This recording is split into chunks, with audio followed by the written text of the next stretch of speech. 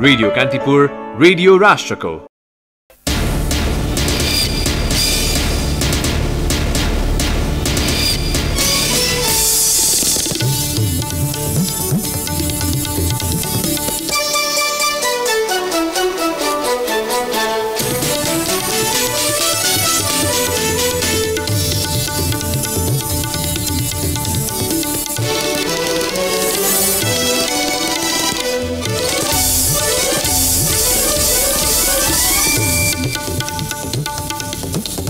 सत्तारूढ नेकपामा अमेरिकी नियोग मिलेनियम च्यालेन्ज कर्पोरेसन एमसीसी को विवाद मिलाउने जिम्मा सचिवालयलाई स्थायी समिति बैठक सकिँदा गुटको झल्को प्रष्टै।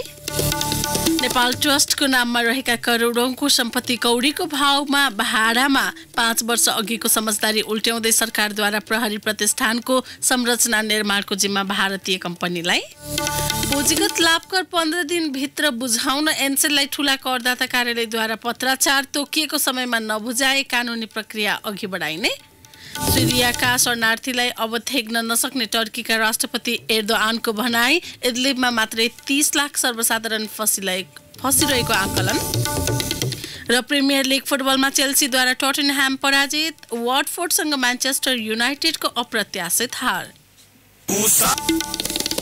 नमस्कार, कान्तिपुर डायरीका साथमा साथी केसु र म इन्द्रलक्ष्मी। समाचार अब विस्तारमा।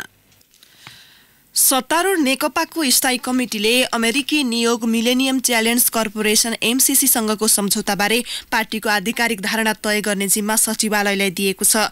परराष्ट्र मन्त्री समेत रहेका स्थायी कमिटी सदस्य प्रदीप गेवालीले एमसीसी इन्डो पेसिफिकको अङ्ग नभएको भन्दै बैठकमा स्पष्टीकरण दिए पनि अधिकतर नेताले विश्वास नगरेपछि सचिवालयबाट टुङ्गो लगाउने निर्णय गरिएको हो।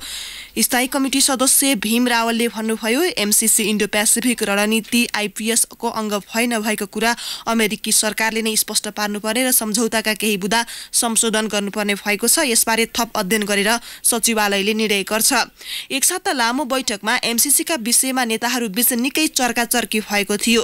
नेताहरूले एमसीसी अमेरिकाले अघि सारेको आइपीएसको अङ्ग भएको भन्दै पार्टीले स्पष्ट पार्नुपर्ने धारणा राखेका थिए।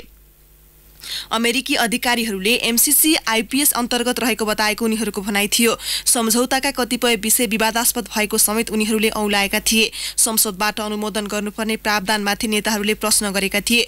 गत शनिबारको बैठकमा अध्यक्ष पुष्पकमल दाहालले एमसीसी आइपीएसको अङ्ग भए नभएको विषयमा नेपाल सरकार मार्फत अमेरिकी सरकारबाट स्पष्ट हुनुपर्ने बताउनु भएको थियो।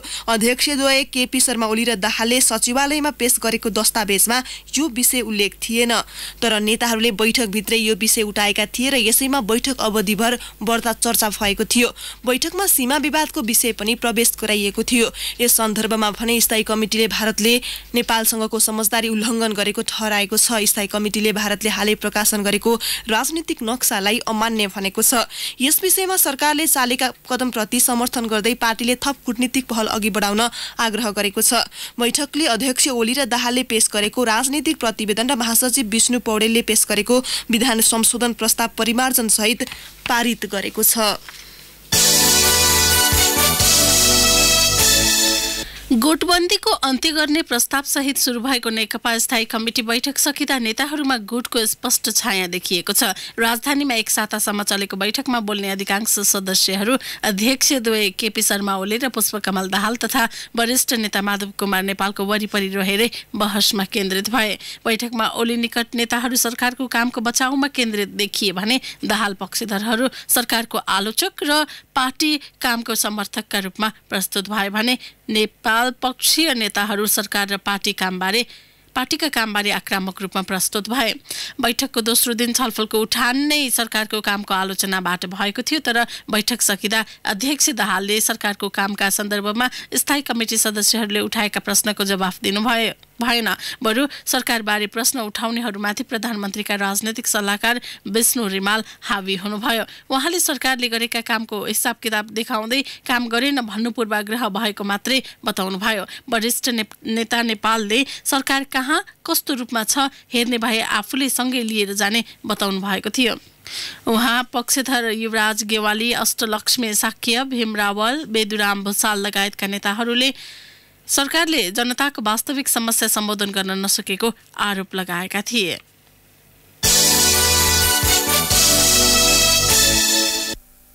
कानूनविद र कानून मन्त्रालयको राय अनुसार नै मिलेनियम च्यालेन्ज कर्पोरेसन एमसीसी अनुदान सम्झौतालाई संसदमा अनुमोदनका लागि प्रस्तुत गरिएको मिलेनियम च्यालेन्ज अकाउन्ट एमसीए नेपालले बताएको छ। 50 करोड अमेरिकी डलरका लागि सरकारले 6 वर्ष अघि हस्ताक्षर गरेको सम्झौतामा रहेको एउटा शर्तका कारण सत्तारूढ दलभित्र असन्तुष्टि बढेका बेला एमसीए नेपालबाट यस्तो टिप्पणी आएको हो। अनुदानका लागि तोकिएका 6 वटा पूर्व शर्त मध्ये 4 वटा पूरा भइसकेका छन्, तर संसदबाट अनुमोदन हुनुपर्ने शर्तका कारण सत्तारूढ नेकपाका नेताहरूले सार्वजनिक रूपमा आलोचना गर्न थालेपछि एमसीसी अन्तर्गतका परियोजना अघि बढ्ने वा नबढ्नेमा अन्यल बढेको हो।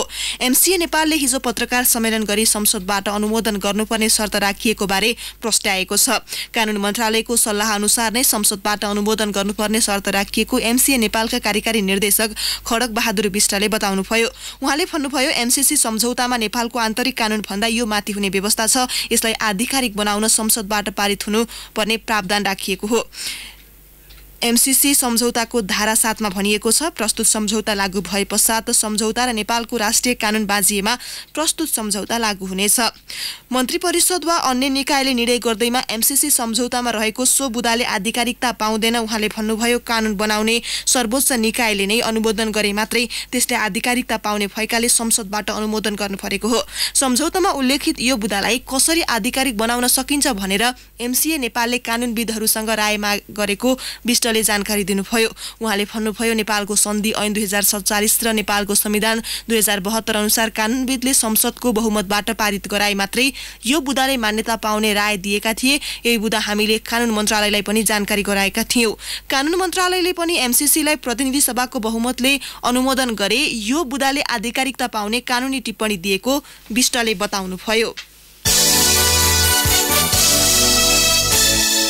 सरकारले 5 वर्ष अघिको समझदारी उल्ट्याउँदै राष्ट्रिय प्रहरी प्रतिष्ठानको संरचना निर्माणको विस्तृत आयोजना प्रतिवेदन डीपीआर तयार र परामर्शदाता छनौट गर्ने अधिकार भारतलाई दिएको छ।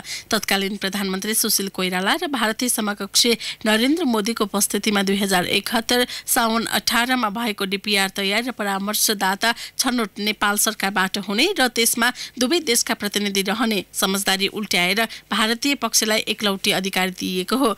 गृह सचिव प्रेम कुमार राईले आफ्नो लगानीको आयोजनामा भारतले जिम्मेवारी खोज्नु स्वाभाविक भएको बताउनुभयो। उहाँले भन्नुभयो, डीपीआर उतैबाट बन्ने भयो, परामर्शदाता छनौट पनि उनीहरूले नै गर्ने गरी सहमति भइसक्यो। गृह सचिव राईले 6 महिनाभित्रै निर्माण कार्य अघि बढ्ने गरी तयारी भइरहेको पनि जानकारी दिनुभयो।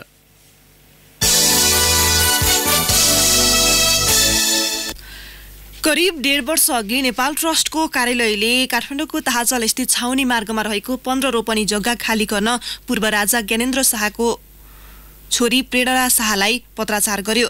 सर्वोच्च अदालतको फैसला अनुसार आफ्नो नाममा आएको विजया घर र जग्गा खाली गर्न ट्रस्टले 35 दिने सूचना जारी गरेको थियो, तर प्रेरणाले घर जग्गा बुबाले दाइजो दिएको भन्दै छोड्न अटेरी गर्दै आएकी छन्। अदालतले 2073 पुस 21 गते राज संस्थाको सम्पत्ति मुलुकको हित विपरीत व्यक्तिगत रूपमा आफू खुसी दान, बकस, दाइजो, पेवा, राजीनामा दिन नमिल्ने फैसला गरेको थियो। सर्वोच्चले त्यो सम्पत्ति कुनै पनि किसिमबाट हस्तान्तरण गर्न नहुने नजिर कायम गरिदिएको छ। पुनरावलोकनबाट समेत अन्तिम भइसकेको विषयवस्तुलाई प्रेरणाले फेरि सर्वोच्चको संवैधानिक इजलासमा निवेदन दिइन्। दर्ता नै नहुनुपर्ने निवेदन गत वर्षको पुस 6 गते दर्ता भयो र संवैधानिक इजलासबाट मिसिल झिकाउने आदेश भयो। आगामी शुक्रबार पनि पेशी तोकिएको सो निवेदनका कारण ताहाजलको जग्गा सरकारको नाममा आउन कठिनाई भएको छ। छाउनी मार्गमै ट्रस्टको नाममा रहेको 2 रोपनी 13 आना 1 पैसा 1 दाम जग्गा जुनी थापाले लामो समयदेखि भोग गर्दै आएकी छन्। ट्रस्टको कार्यालयले खाली गर्न 3 पटक पत्राचार गरे पनि त्यसलाई थापाले वास्ता गर्दै आएकी छन्। खाली गर्न 30 दिने, 35 दिने र 7 दिने सूचना जारी गरे पनि थापाले त्यसको कुनै मतलब गरेकी छैनन्। गत वर्ष थापाले भोग चलन गर्दै आएको जग्गामा कार्यालयले तालचा लगाएको छ, तर उनले सहज रूपमा जग्गा खाली गर्न मानेकी छैनन्। नेपाल ट्रस्टका एक अधिकारीले भने, ट्रस्टको नाममा ल्याए तर त्यही हटाउने हिम्मत कोही गर्दैनन्। सरकारले पनि मनपरी निर्णय गर्दै जग्गा लिजमा दिन थालेको छ। पहुँचको आधारमा राज्यको स्रोत दोहन गर्ने प्रवृत्ति हाबी भएको ती अधिकारीको भनाइ छ। कान्तिपुर डायरीमा अब ब्रेकको पालो। ब्रेकपछि अब बाँकी प्रसङ्ग। सर्वोच्च अदालतले प्रस्तावित निजगढ अन्तर्राष्ट्रिय विमानस्थल निर्माणका लागि रुख कटान रोक्न अन्तरिम आदेश दिएको छ। यससँगै बारामा विमानस्थल निर्माण अघि बढाउने संस्कृति, पर्यटन तथा नागरिक उड्डयन मन्त्रालयको प्रक्रिया अवरुद्ध भएको छ। प्रधान न्यायाधीश चोलेन्द्र शमशेर जवरा र न्यायाधीश कुमार रेग्मीको इजलासले मङ्सिर 20 को अल्पकालीन आदेशलाई निरन्तरता दिँदै हिजो अन्तरिम आदेश जारी गरेको हो। न्यायाधीश टङ्कबहादुर मोक्तानको इजलासले रुख काट्ने प्रक्रिया यथास्थितिमा राख्न अल्पकालीन आदेश दिएको हो। रिट निवेदक पक्षका वकिलहरूले हिजोको बहसमा विमानस्थल बनाउँदा चारकोसे झाडीको ठूलो वन क्षेत्र र पानीको स्रोत विनाश हुने भन्दै हचुवामा लाखौं रुख काट्न नहुने तर्क गरेका थिए।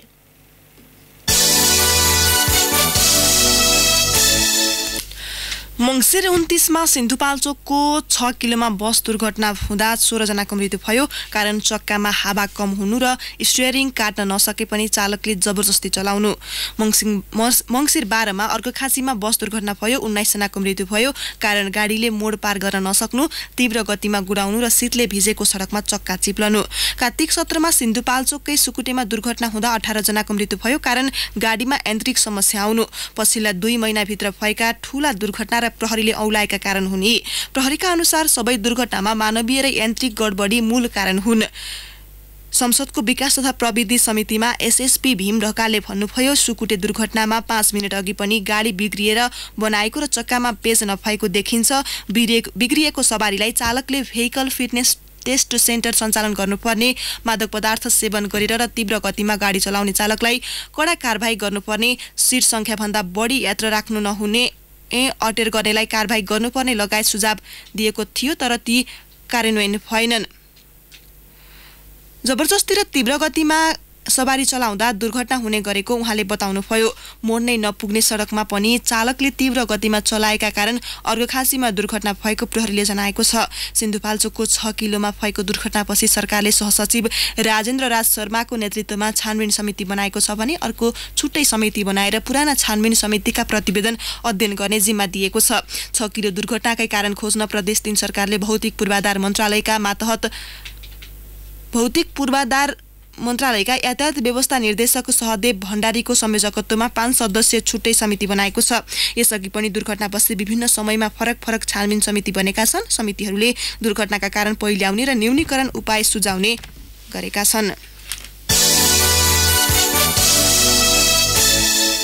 वैदेशिक रोजगार विभागले मागपत्र प्रमाणीकरणदेखि कामदार छनौट प्रक्रियासम्मका काम अनलाइन प्रणालीबाटै हुन थालेको छ। यो प्रणाली कार्यान्वयनपछि कामदारको श्रम स्वीकृति प्रक्रियामा वैदेशिक रोजगार व्यवसायका प्रतिनिधि र विभागका कर्मचारीबीच भेट गर्नै नपर्ने भएको छ। विभागका महानिर्देशक भीष्म कुमार भूषालले मागपत्र प्रमाणीकरण र कामदार छनौट प्रक्रियालाई पारदर्शी बनाउन र विभागलाई भ्रष्टाचार मुक्त बनाउन अनलाइन प्रणाली अवलम्बन गरेको बताउनुभयो। उहाँले भन्नुभयो, अब पूर्व स्वीकृति र अन्तिम श्रम स्वीकृतिका लागि वैदेशिक रोजगार व्यवसायीका प्रतिनिधि हाम्रो कार्यालयमा धाई राख्नु पर्दैन, सबै काम अनलाइनबाटै हुन्छ।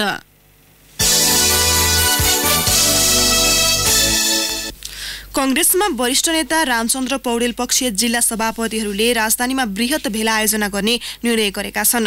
महाधिवेशनको कार्यतालिका र भ्रातृ संस्थाको भागबण्डालाई लिएर पार्टीभित्र विवाद चर्कँदै गर्दा पौडेल पक्षीय 17 जिल्ला सभापतिको हिजो राजधानीमा बसेको बैठकले माघ महिनाभित्र भेला गर्ने निर्णय गरेको हो।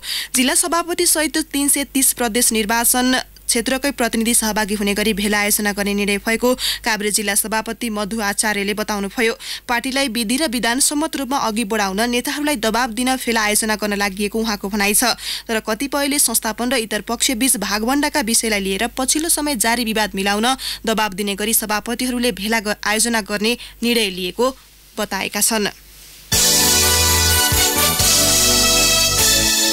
दक्षिण अमेरिकी मुलुकहरूबाट नेपालसम्म कोकिन ओसारे बापत प्रति केजी 2000 अमेरिकी डलरसम्म लिने गरेको पाइएको छ। गिरोहले भरिया परिचालन गरेर कोलम्बिया, बोलिभिया, ब्राजिल, मेक्सिको र पेरू लगायत मुलुकबाट कोकिन ल्याउने गरेको अनुसन्धानबाट खुलेको हो। अनुसन्धान गरिरहेका प्रहरीका एक अधिकारीले भने गिरोहले भरियालाई प्रति केजी 1500 देखि 2000 डलरसम्म दिने गरेको पाइएको छ। नेपालबाट अर्को मुलुकसम्म लैजान अर्कै दरमा डिल हुने रहेछ। 6 केजी कोकिन सहित गत शनिबार पक्राउ परेका 4 विदेशी पनि भरिया नै भएको खुलेको छ।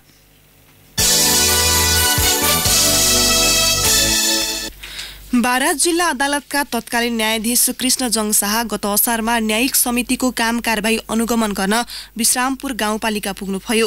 उहाँले त्यहाँ भेट्नुभएका गाउँपालिका अध्यक्ष अमिरी लाल राउत भेडीहर फौजदारी अपराधमा त्यही अदालतबाट दोषी ठहर भएका व्यक्ति हुन् भन्ने सुइँको समेत पाउनु भएन। अरूले पनि जानकारी दिएनन्। अध्यक्ष भेडीहरले हिजो पक्राउ परेपछि प्रहरीलाई आफै सो प्रसङ्ग सुनाउनु भएको छ। सवारी जान मुद्दामा 13 वर्ष अघि दोषी ठहर भएका उनलाई प्रहरीले हिजै जेल चलान गरेको छ। प्रहरी उपरीक्षक विकास राज खनालले भन्नुभयो, फरार भएकाहरूको सूची खेलाउने क्रममा गाउँपालिकाका अध्यक्ष पक्राउ परेका हुन्। भेडीहारले चलाएको मोटरसाइकलको ठक्करबाट 2062 सालमा बाराकै साबिक छातापिपरा गाविसकी 65 वर्षीय हसिया देवी चौधरीको मृत्यु भएको थियो।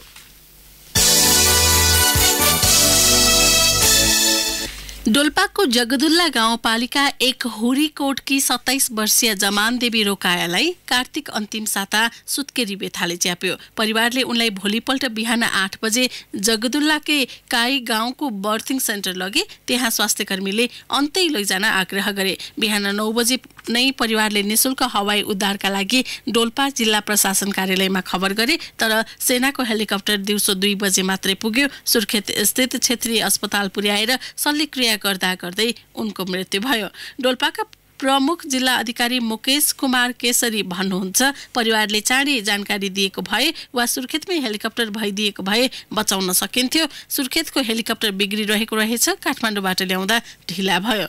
बाजुराको जगन्नाथ गाउँपालिकाकी 35 वर्षीय पोल्टी रावलले मङ्सिर दोस्रो साता घरमै छोरो जन्माइन्, तर साल अड्कियो। पछि अत्याधिक रक्तस्राव भएर बेहोस भइन्। सामुदायिक स्वास्थ्य इकाइ लगेर साल निकालियो। 81 रक्तस्राव सुरु भएपछि स्वास्थ्यकर्मीले निशुल्क हवाई उद्धारका लागि प्रमुख जिल्ला अधिकारीलाई खबर गर्दा गर्दै रावलको मृत्यु भयो। महिला बालबालिका तथा ज्येष्ठ नागरिक मन्त्रालयको राष्ट्रपति महिला उत्थान कार्यक्रम अन्तर्गत हिमाली तथा पहाडी जिल्लामा ज्यान जोखिममा परेका गर्भवती तथा सुत्केरी महिलाको उद्धार गर्ने गरिएको छ। तर हवाई उद्धार ढिला भएर ज्यान गुमाएका रोकाया र रावल जस्ता सुत्केरी प्रतिनिधि पात्र मात्रै हुन्। ती संख्या धेरै छन्। जिल्ला अस्पताल बाजुराका प्रमुख डाक्टर रूपचन्द्र विश्वकर्माका अनुसार सो जिल्लामा मात्र भदौ यता 4 सुत्केरीले ज्यान गुमाइसकेका छन्। ताप्लेजुङमा घरमै सुत्केरी गराउँदा धेरै रक्तस्राव भएर पछिल्लो 3 वर्षमा 16 सुत्केरीले ज्यान गुमाइसकेका छन्।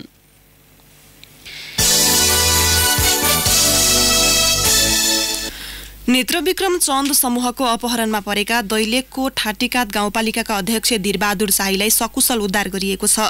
ठाटीकात 2 शेर्पाटा स्थित आफ्नै घरबाट शनिबार राति 12 बजेतिर अपहरित उनलाई हिजो साँझ कालीकोटको शुभकालिका गाउँपालिका 1 छातीको जंगलबाट कालीकोट प्रहरीले उद्धार गरेको हो।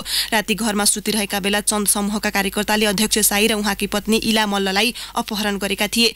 इलालाई भने उनीहरूले घरबाट 2 घण्टा पर जंगलमा पुर्याएर छाडेका थिए। चन्द समूहले हिजो दिउँसो विज्ञप्ति मार्फत अध्यक्ष शाहीलाई गाउँपालिकाको बजेट अनियमितता गरेको र पार्टी विरुद्ध सुराकी गरेको आरोपमा अपहरण गरिएको पुष्टि गरेको थियो।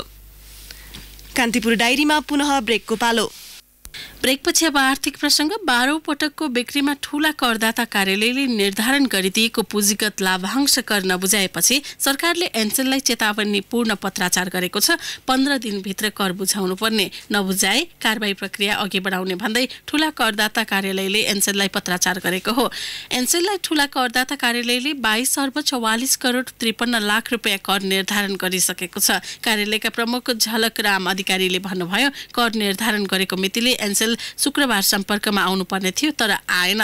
15 दिनभित्र नबुझाए आयकर ऐन 2058 को दफा 104 देखि 109 को कारबाहीका व्यवस्था प्रयोग गर्न बाध्य हुनेछौं भनेर एनसेललाई पत्राचार गरिएको हो।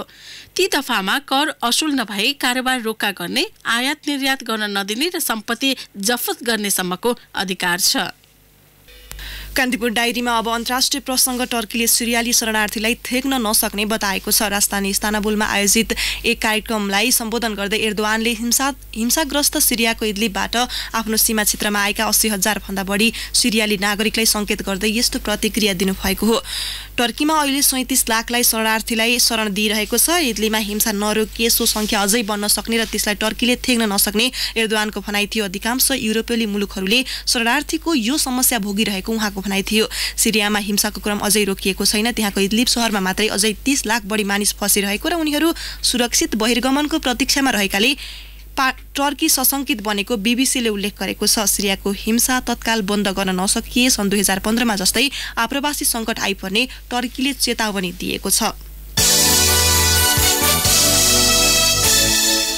अब खेल प्रसङ्ग। इङ्ग्लिस प्रिमियर लिग फुटबलका पछिल्ला खेलमा चेल्सी र वाटफोर्ड विजयी भएका छन्। चेल्सीले टोटनह्यामलाई तथा वाटफोर्डले म्यान्चेस्टर युनाइटेडलाई समान 2-0ले स्तब्ध पारे। चेल्सीको जितमा दुवै गोल विलियमले गरे। खेलको 12औं मिनेटमा उनले गोल गर्दै टोलीलाई अग्रता दिलाएका थिए। पहिलो हाफको अन्तिम समयमा पाएको पेनाल्टीको अवसरलाई उनैले गोलमा परिणत गरे। 62औं मिनेटमा सन ह्युङ मिन रातो कार्ड खाँदै मैदानबाट बाहिरिएपछि त्यसपछिको समय टोटनह्याम 10 खेलाडीमा सीमित बनेको थियो। खेलमा 55% बल पोजिसन आफ्नो पक्षमा पारेको चेल्सीले निरन्तर टोटनह्यामको पोस्टमा आक्रमण गरेको थियो, तर उसका थप प्रयास सफल हुन सकेनन्।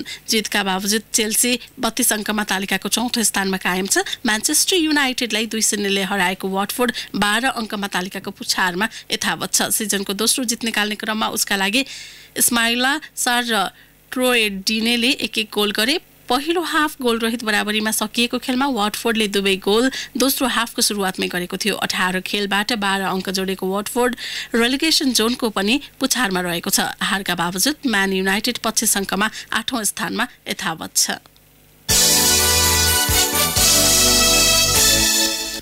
अब मौसम सम्बन्धी जानकारी। देशको पश्चिमी उच्च पहाडी भूभागमा आंशिक बदली हुने जल तथा मौसम पूर्वानुमान महाशाखाले जनाएको छ। तराईका भूभागमा भने हुस्सु र कुहिरो लागेको छ। केही बेर अघि 4 डिग्री सेल्सियस मापन गरिएको काठमाडौँ उपत्यकाको अधिकतम तापक्रम आज 18 डिग्री सेल्सियससम्म पुग्नेछ। सूर्योदय बिहान 6:51 भयो भने सूर्यास्त भरे साँझ 5:14 हुनेछ। हौस् त यिनै प्रसङ्गसँगै कान्तिपुर डायरीको यो बुलेटिन यही सकिन्छ। साथी केशु र महेन्द्र लक्ष्मी बिदा हुन्छौँ। नमस्कार। सूचना र मनोरञ्जनको संवाहक रेडियो राष्ट्रको रेडियो कान्तिपुर।